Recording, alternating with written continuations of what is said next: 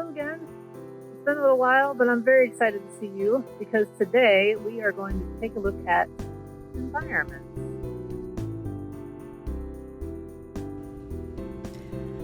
First, we're going to find the horizon line.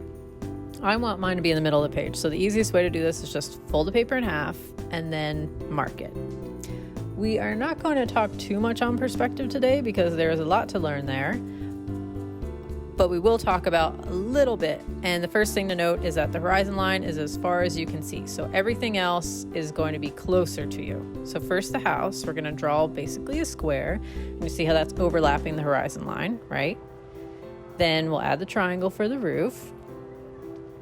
Next up, we're going to draw some trees. So I'm going to draw one on the right, and this tree is further back than the house, so it's smaller.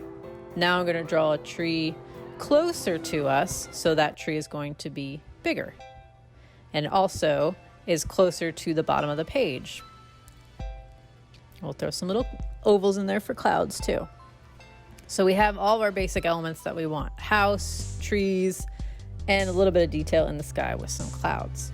Now we'll add a door, some windows, a chimney, a few other kind of big details. We're also going to add some branches for the trees and some more circles to represent leaves that will be on those branches. So in this phase, all you're doing is drawing all the simple shapes. So you've got a finished environment just by drawing all the simple shapes. You can also, in our next phase, take it to the next level and make it a little bit more detailed. It's still important to draw this way to begin with because it helps you to measure the space. So instead of getting really detailed right away and having to erase it and make changes, it's good to draw it this way. That way you can make sure that everything fits and get your kind of measurements and your spacing right before you get to the details. So another thing to note is don't press down too hard. So phase 2, we are now breaking this down a little bit more and adding the details. So we've got the basic shape of the clouds, and then we want to make it look more cloud-like, right? So we'll do a couple bumps and make it look fluffy. For our trees, we're going to go back over, and this is where you kind of make it up. It really helps to look at things in nature and look at the trees outside, look at pictures of trees to give you an idea of what direction the branches will go and how these look. So you'll see the tree is still the same size and generally the same shape, but we're changing the edges and making them kind of curvier, more organic, right? Because that's of nature. And we'll do the same thing to all the leaves. So these are going to be kind of tighter squiggles, so that's all they'll look like, different from the clouds, even though they're also fluffy and squiggly. Okay. We will go back and do some erasing, but we're not to that point quite yet.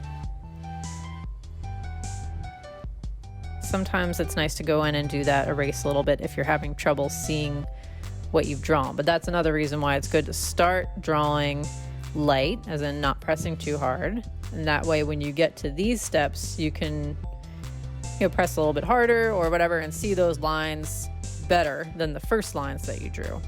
They'll stand out more. All right, so we're drawing the tree in the background very similarly to the one that we drew in the foreground. So the foreground is the part that's the closest to you.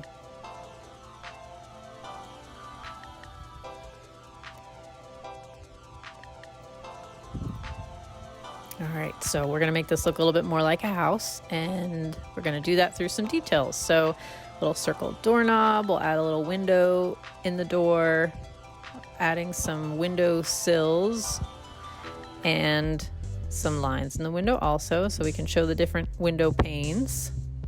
Okay, so we've got the bottom, the window sills, and then I'm just deciding what I want to do with these lower windows since they're longer. And I like my roof to be a little bit curved. Also realizing that I made a bit of a mistake with the chimney. I want it to look like it starts on the side of the house and not in the front. So I changed that so we're not seeing it in the front, we're seeing it from the side.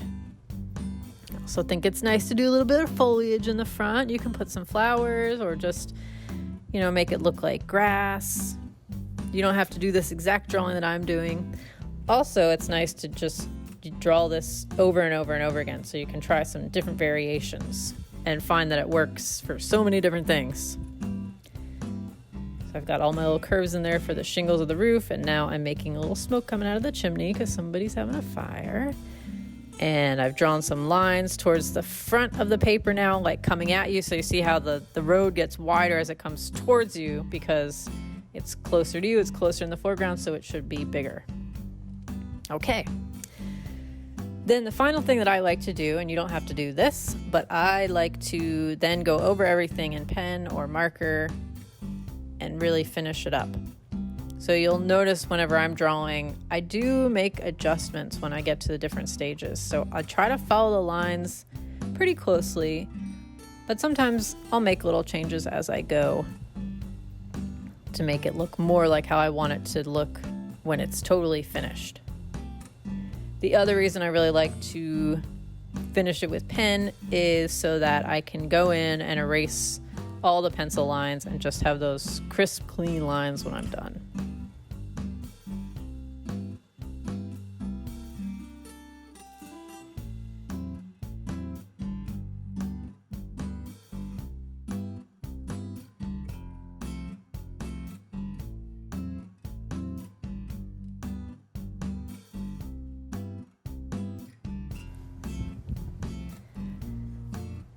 So something else to pay attention to is that the further away something is, the less detail you see. So it's a little bit up to you to decide on this. That's as far as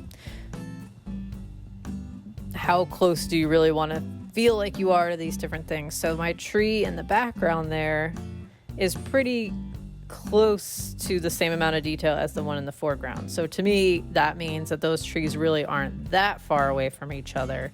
You can still see the same amount of detail, but you can tell that one is closer.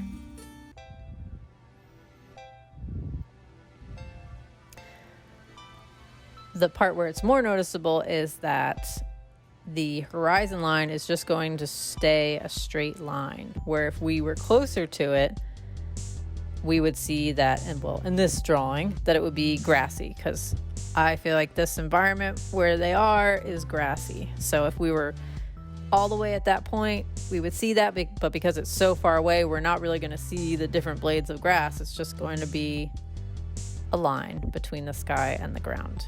This can be a little tough sometimes, only because it's really easy to like crinkle your paper by accident when you're erasing like this in a big area. So I'm using my one hand to like really hold the paper down tight in that area that I'm working so that I don't accidentally crinkle up the paper.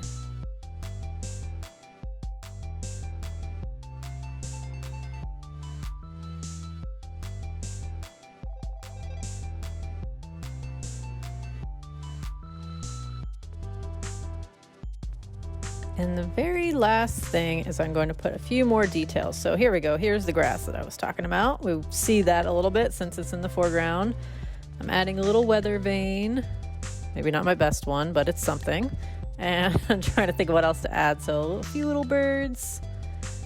Also, I'd like to make my trees more defined. So I'm adding some kind of wavy random lines in there so it looks more like tree bark. And you can really take this very far. You can get as crazy detailed as you want, or you can leave it very simple. So I'm going to kind of go in between. I'm going to make some things really detailed and then leave a few other things simple. So you can use this same format in other things that you're making. You can draw this environment over and over and just do variations on it. Maybe it's got 2 windows and a round door, or there's siding on the house, or it's a brick house. Maybe you've got a few trees in there. You can draw a doghouse very similar to the way you draw the main house, or a cobblestone walkway. There's so much you can do. So I hope you have fun with this and keep drawing it over and over again. See you next time.